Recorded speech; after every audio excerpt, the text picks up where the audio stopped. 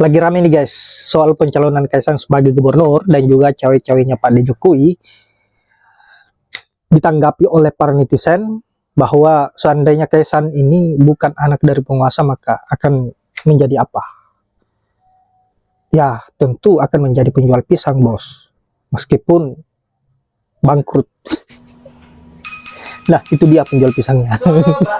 Pak Jokowi misalkan mengajukan Kaisang. Kemudian ketika dituding bahwa itu adalah nepotisme, elit-elit politik merekayasa rakyat untuk memilih siapa yang mereka calonkan. Jadi nanti ada yang namanya Kaisang, ada yang namanya Bobi, ada yang namanya Pak Gibran dan sebagainya. Nah, penguasa di belakangnya itu adalah Pak Jokowi. Seandainya Kaisang itu bukan putra Jokowi yang sebagai presiden, apakah dia memiliki akses untuk mendapatkan kekuasaan finansial? Rekam jejak apa yang bisa dihadirkan dari Kaisang seandainya beliau tidak ada Jokowi? Pak Jokowi juga mengatakan bahwa dia tidak memiliki kekuasaan untuk mencalonkan atau mengusung sosok siapapun di Pilkada 2024. Itu pun jawaban yang sangat-sangat benar, Pak Jokowi. Anda memang tidak memiliki kekuasaan karena Anda tidak punya partai. Jadi Anda tidak mungkin bisa mencalonkan atau mengusung siapapun di Pilkada 2024 nanti. Tapi Anda memiliki kekuasaan untuk merubah undang-undang, untuk merubah segala sesuatunya. Karena ingat, Anda adalah sang penguasa negeri ini. Anda adalah orang nomor 1 di negeri ini. Jadi Anda memiliki hak kekuasaan untuk melakukan apapun. Bahkan ya, Anda bisa seenaknya gitu ya mengintervensi, mengintimidasi atau apapun itu jika Anda mau mungkin.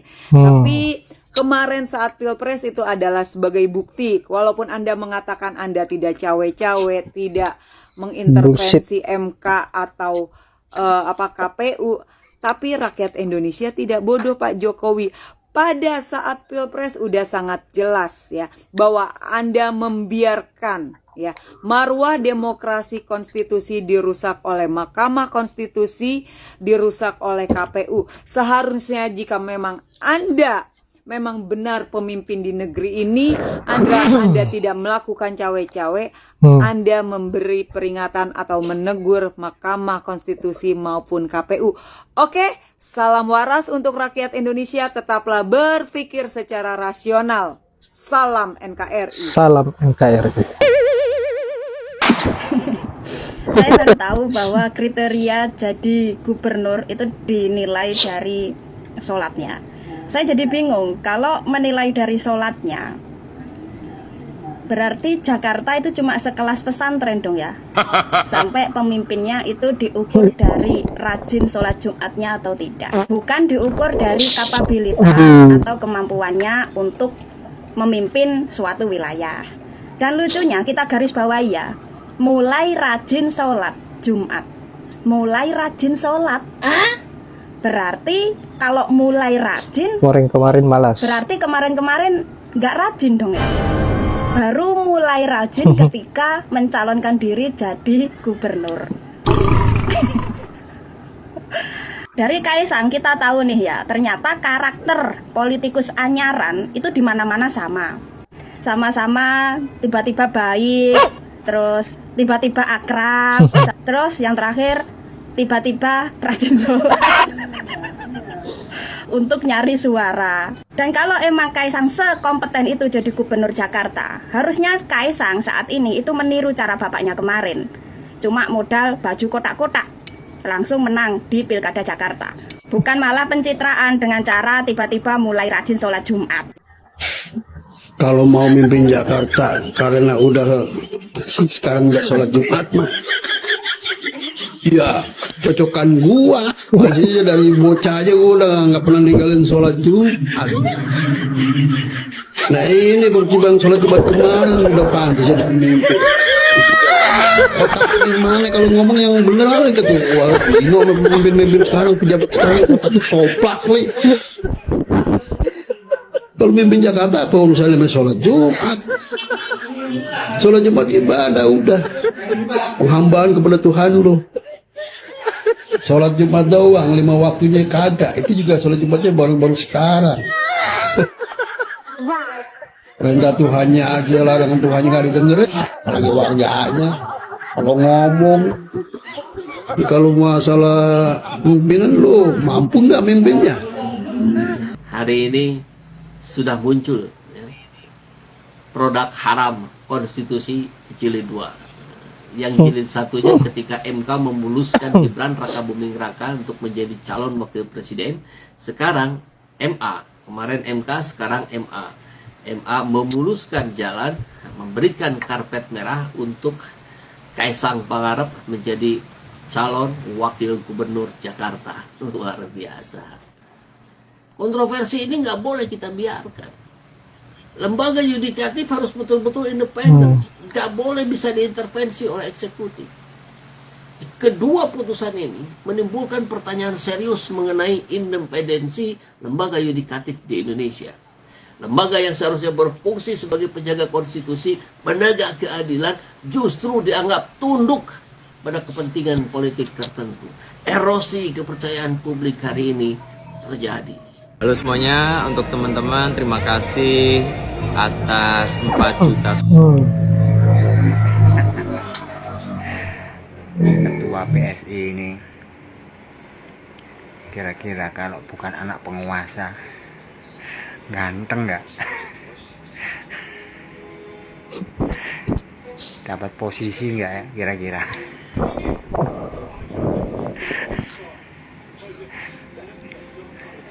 Kalau bukan anak penguasa nggak tahu jadi apa orangnya. Terlalu ganteng ya.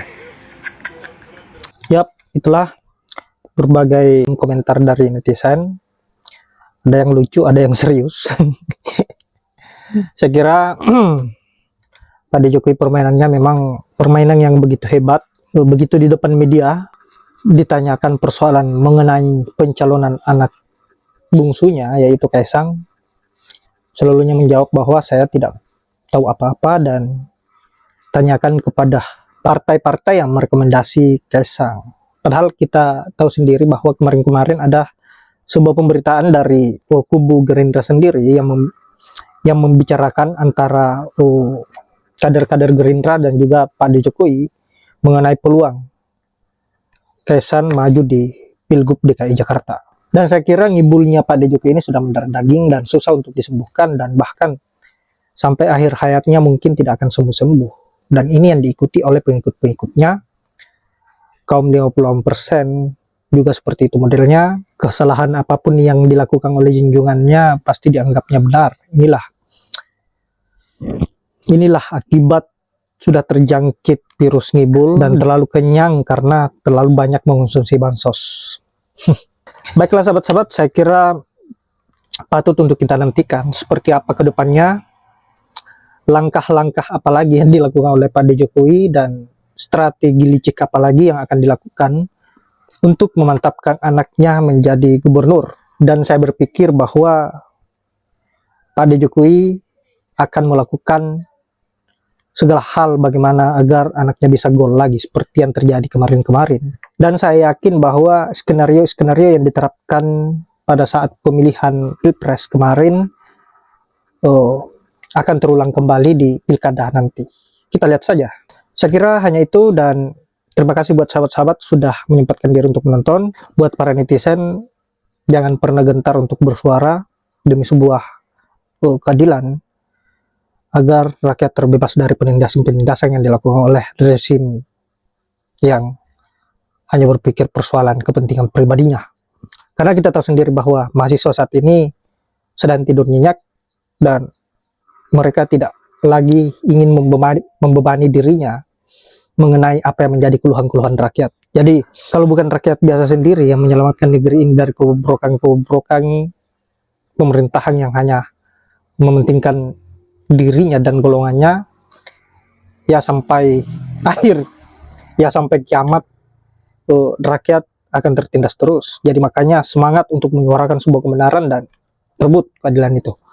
Saya akhiri dengan ucapan wallahul muwaffiq ila aqwamit thoriq. Assalamualaikum warahmatullahi wabarakatuh.